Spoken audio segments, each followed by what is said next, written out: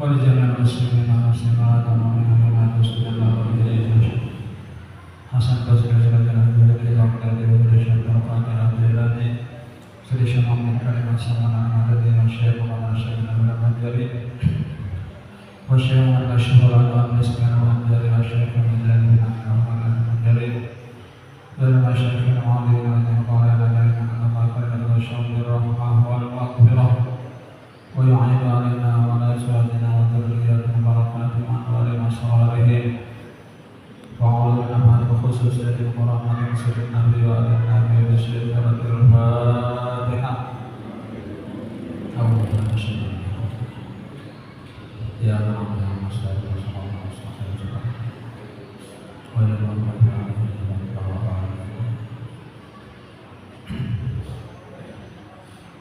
Assalamualaikum warahmatullahi wabarakatuh. Bismillahirrahmanirrahim. Alhamdulillahi rabbil alamin. Wa bihi nasta'in ala umuri dunya waddin.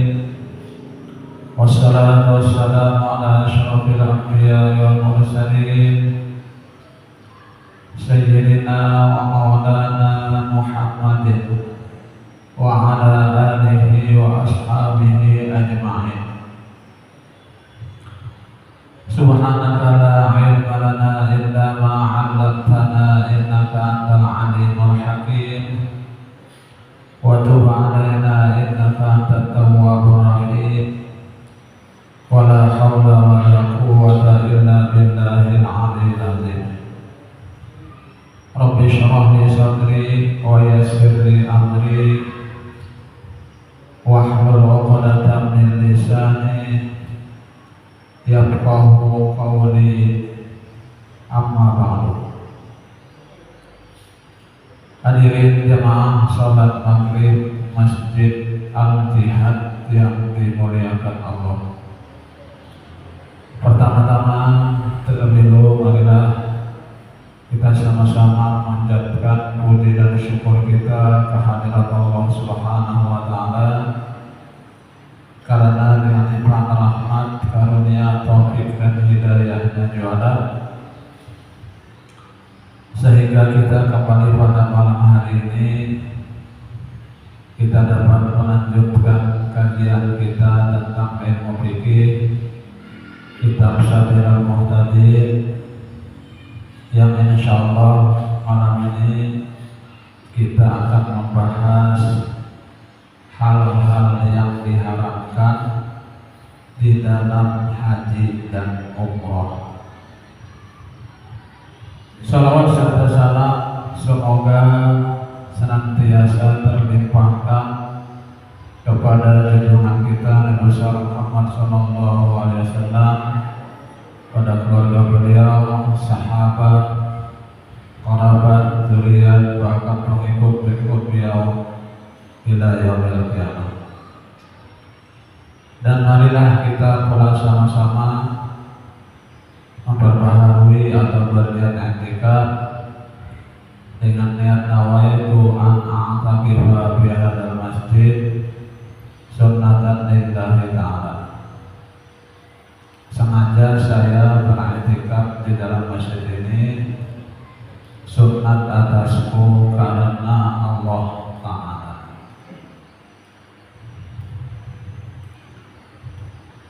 Hadirin jamaah salat maghrib Masjid Al-Jihad yang dimuliakan Allah.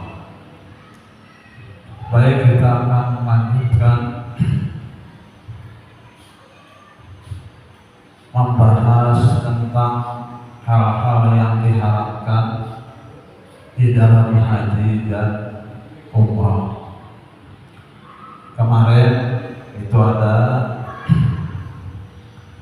6 perkara hal-hal yang diharapkan di dalam haji dan umrah. Yang pertama kemarin haram bagi lelaki menutup seluruh atau sebagian kepala dengan apa yang dinamakan penutup menurut ukuran kebiasaan.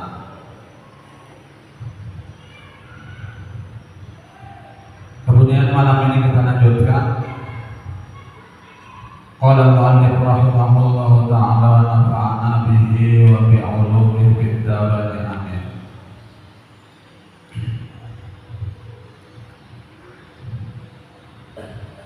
Berbeda dengan menyimpulkan kedua ujung selendang atau mengikatnya dengan benang atau disemat dengan jarum atau lainnya, atau dikancingkan kedua ujung selendangnya, maka disangkutkannya ke telinga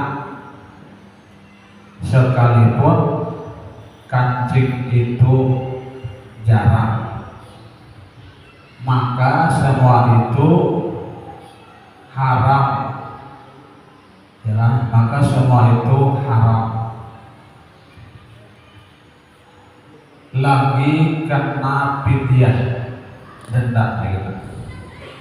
Tetapi jika tidak diperolehnya kain yang tidak bertangkup, baik pada miliknya sendiri atau pada orang lain, atau diperolehnya dan orang lain tetapi dari orang lain tetapi tidak dapat dipinjamkan, atau menyewa atau membeli umpamanya, atau membeli yang umpamanya disewanya atau harganya sangat mahal dari kebiasaan pada ketika itu, boleh dia menutup auratnya dengan kain yang berjahit dan bertangkup tanpa membayar fidyah. Ini agak darurat, darurat artinya kada ada lagi kain yang lain.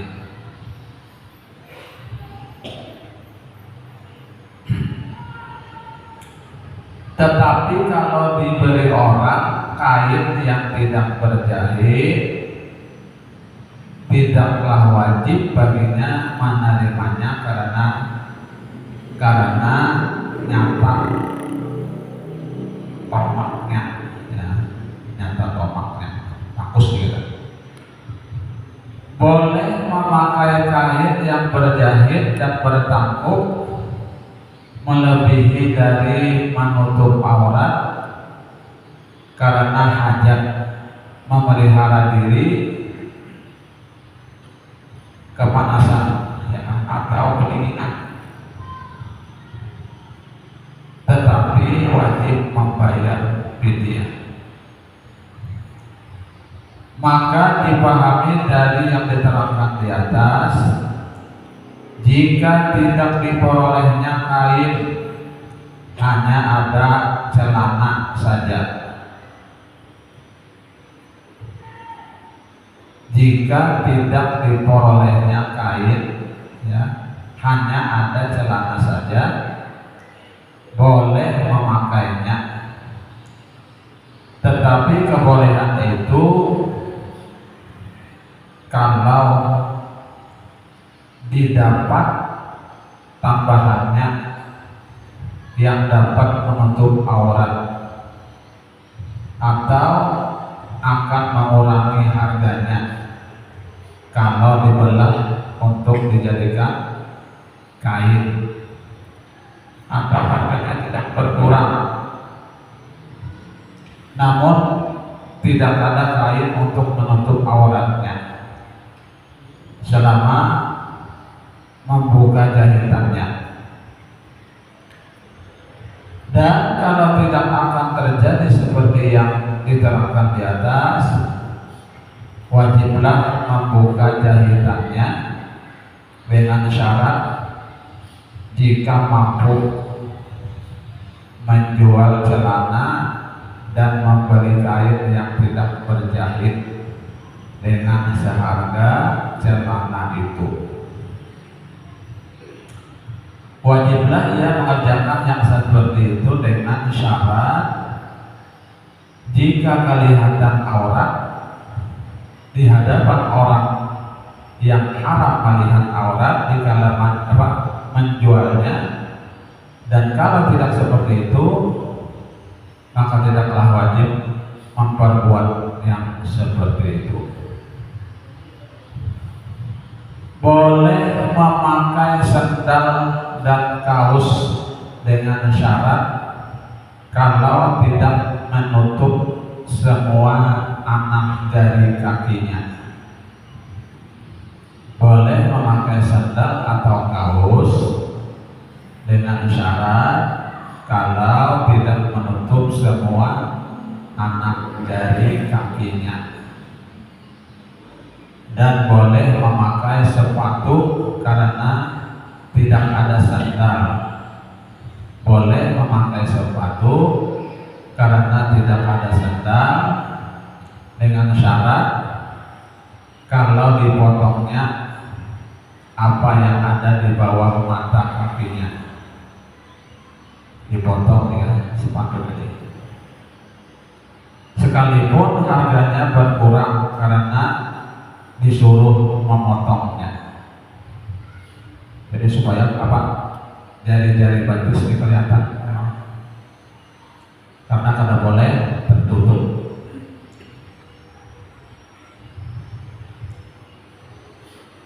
Dan boleh memakai sepatu yang terpotong seperti yang diterangkan di atas dan tertutup tumitnya dan belakang kakinya dan seluruh jari kakinya, tetapi kalau diperolehnya sandal wajiblah membuka sepatu dengan segera. Kalau tidak dibukanya dengan segera maka wajiblah membayar dam.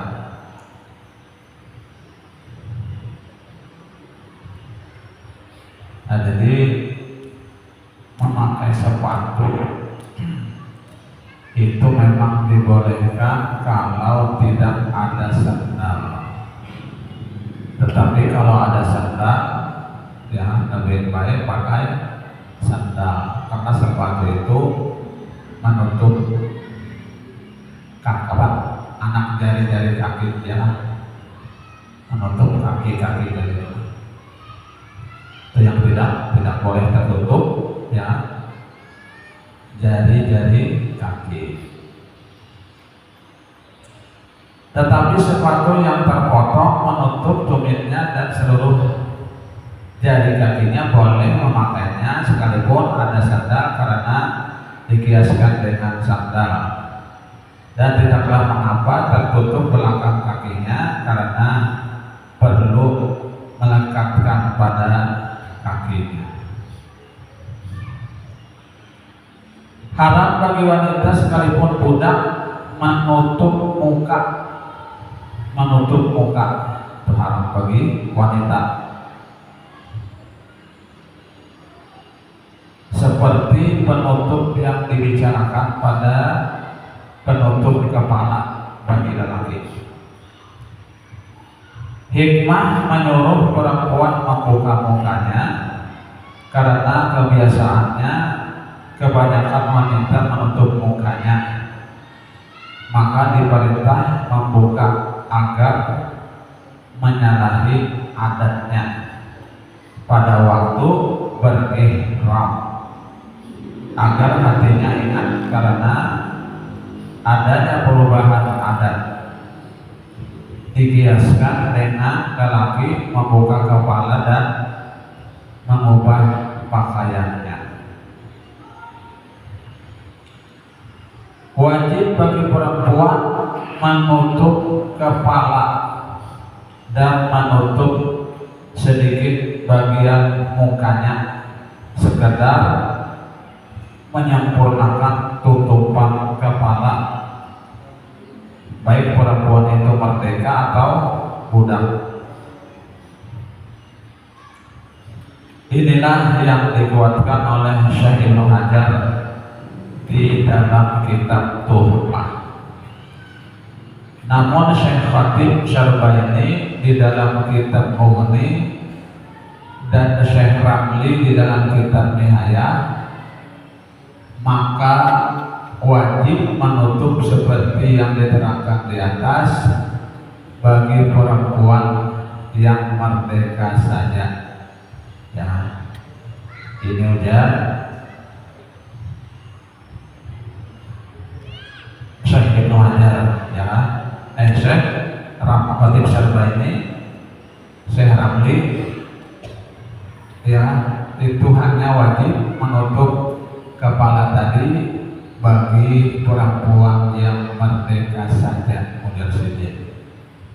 Berarti kalau budak itu ada wajib. Tetapi tidak wajib bagi perempuan membuka sedikit batas kepala, karena membuka muka yang wajib terlebih penting dari memelihara terbuka muka. Tidak wajib bagi perempuan membuka sedikit batas kepala, tidak wajib, karena membuka muka yang wajib terlebih penting dari memelihara terbuka muka. Perempuan boleh mengulurkan kain yang ada pada kepalanya ke mukanya dengan direnggangkan dari muka, baik dengan kayu maupun dengan sesuatu yang lain, sekalipun bukan karena adanya hajat. Karena yang seperti itu tidak dianggap menutup muka yang diharamkan. Tetapi kalau yang diulurkan itu terjatuh ke muka, maka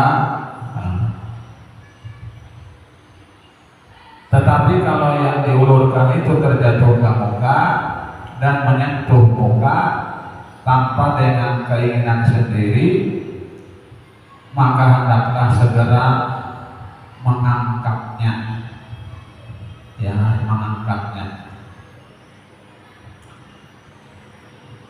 Ia tidak dianggap berdosa dan tidak wajib membayar fidyah apabila segera mengangkatnya tadi.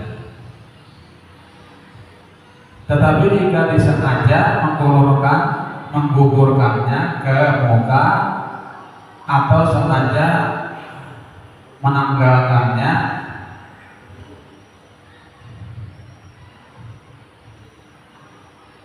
berdoa dan wajib membayar fidyah. Ya, apabila ada unsur kesengajaan menggugurkan ke muka tadi, kain tadi, atau menanggalkannya, maka wajib membayar fidyah, denda, ya. Sunat bagi perempuan membuka telapak tangan dan boleh memakai kain yang berjahit dan bertangkup terkecuali memakai sarung tangan. Sunat bagi perempuan membuka telapak tangan dan boleh memakai kain yang berjahit dan bertangkup terkecuali memakai sarung tangan pada kedua belah tangan atau sebelah tangan. Hukumnya haram, seperti haram lelaki memakai sarung tangan. Dan kalau terjadi, wajib membayar fidyah.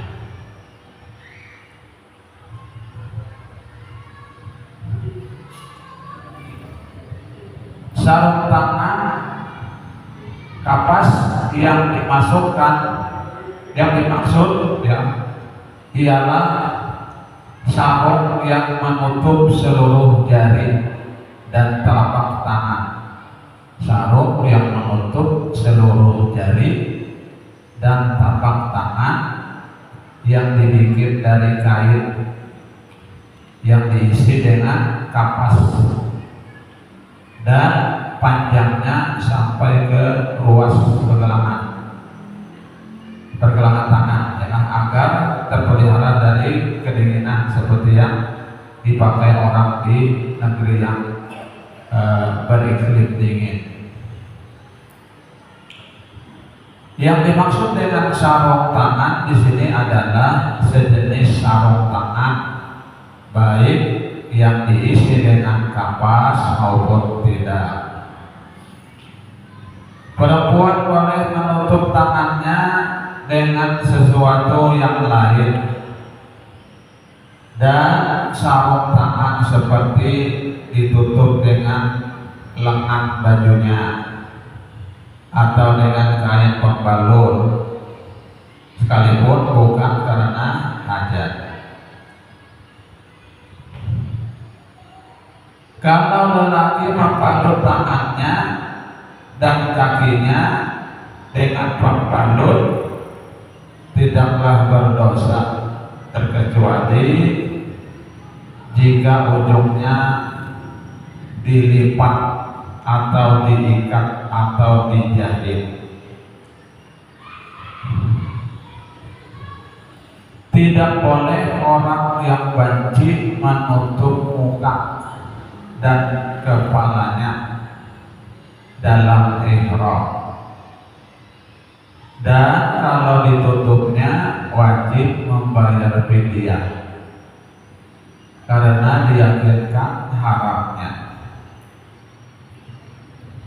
Dipahami dari sebab yang disebutkan di atas, kalau orang yang banci menutup muka dan memakai kain yang berjahit dan bertangkup dalam ihram, wajiblah membayar fidyah karena diyakini sebab yang mewajibkan fidyah. Dan tidak boleh pula menutup muka dan membuka kepala, tetapi wajib membayar fidyah karena diragukan.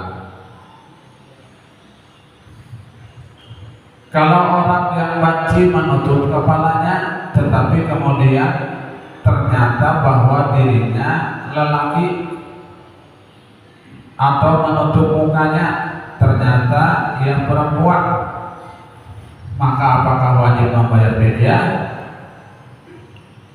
Karena hanya melihat kepada perbuatan itu saja, atau tidak wajib membayar fidyah karena syarat haram dan fidyah bahwa ia tahu akan haramnya pada dirinya ketika memperbuatnya. Karena kedua persyaratan itu tidak ditemukan, maka akan terjadi dua kemungkinan. Menurut Syekh Ibnu Hajar dalam kitab Tuhfah, kemudian yang kedua ini yang lebih dekat. Kedua yang lebih dekat. Kemudian yang kedua, dari yang diharapkan memperbuatnya bagi orang yang berihram ialah memakai wangi-wangian. Nah, ini diharapkan ya.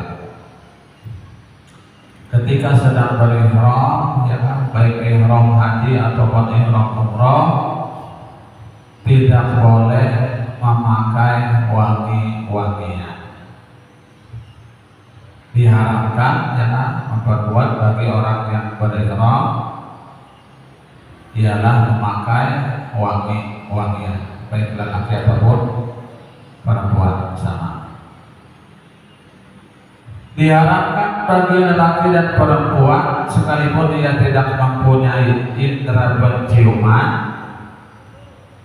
baik dipakai pada bagian luar tubuh atau di dalam tubuh, umpamanya dengan memakan umpamanya dengan dimakan atau diminum atau diisap ke dalam hidup atau dimasukkan ke dalam zakar atau kubur atau dipakai pada pakaiannya seperti disapu kainnya atau pada sandal atau wangi-wangian itu diikatnya di ujung kainnya atau dimasukkan ke dalam kantong bajunya.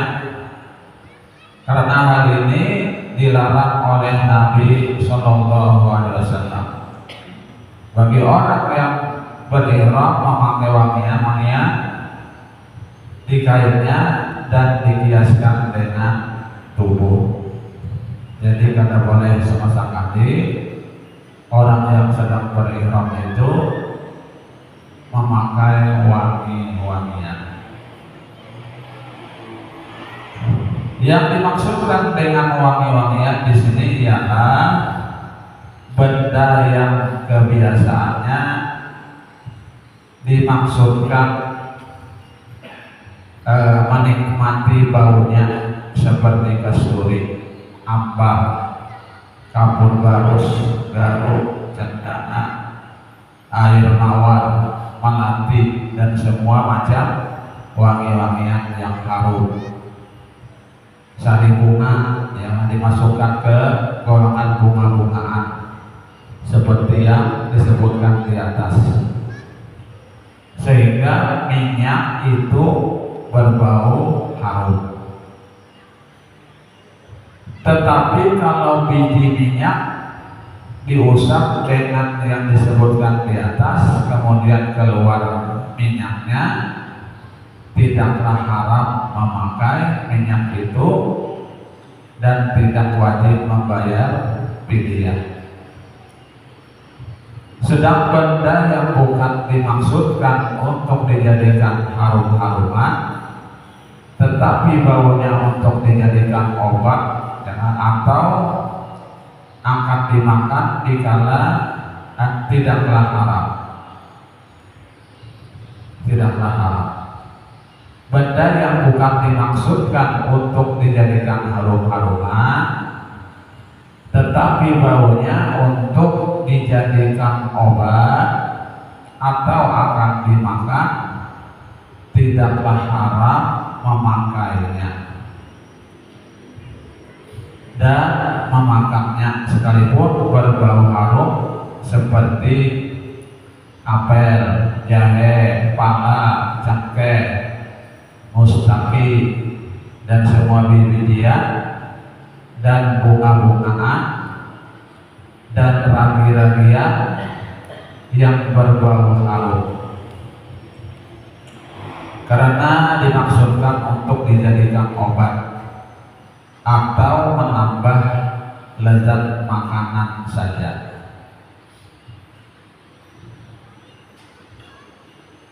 Kalau rasa bau dan warnanya hilang karena dicampur dengan makanan umpamanya, tidaklah haram memakai dan memakannya. Demikian juga kalau yang tinggal hanya warnanya.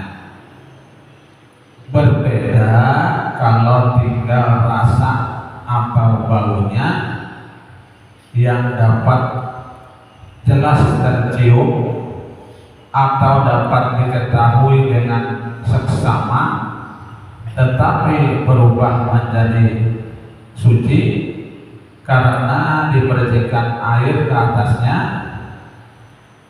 maka haram memakainya dan memakannya. Haram memakainya dan memakannya. Yang diharapkan dari wangian itu, yang diharapkan dari wangi-wangian itu memakainya seperti yang biasa dilakukan, umpamanya diletakkannya di tubuh atau pakaian, maka tidaklah haram kalau hanya sekedar menyentuhnya yang kering, ya, sekalipun baunya melekat di tangan.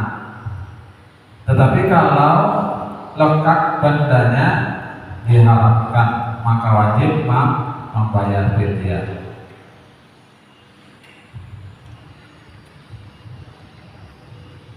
Jadi kalau yang disentuh tadi ya Pak sudah kering ya, sudah kering bandanya sudah kering, lalu melekat harumnya aja ya kan, itu kada apa-apa. Tetapi kalau lekat bandanya ya kan, nah itu kada boleh diharamkan, wajib membayar fidyah. 3 di antara yang diharapkan bagi orang yang berihram, yang lelaki atau lainnya, memakai minyak rambut kepala seluruhnya. Nah, ini kata boleh juga. Jangan memakai minyak rambut kepala seluruhnya atau sebagiannya, sekalipun sehelai atau jenggot ya, sekalipun jenggot perempuan atau kumis, bulu kening dan sebagainya yang ada pada batas mukanya dikasatkan menumbuhkan atau menjadi perhiasan dirinya, sekalipun tidak dibubuhi wangi-wangian seperti minyak kelapa,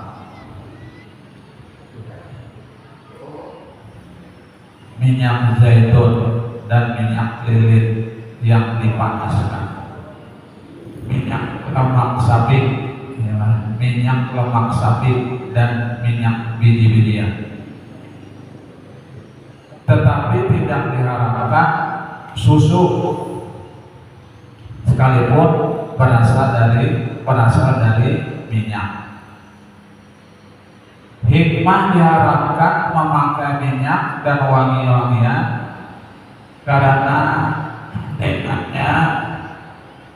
dengannya orang akan merasa sedap dan dijadikan alat kecantikan.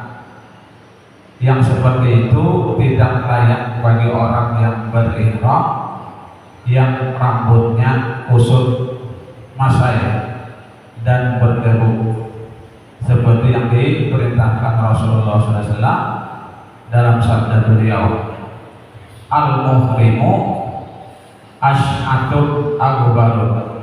Artinya orang yang berihram itu dan Nabi kusut, masai lagi berdebu. Nah,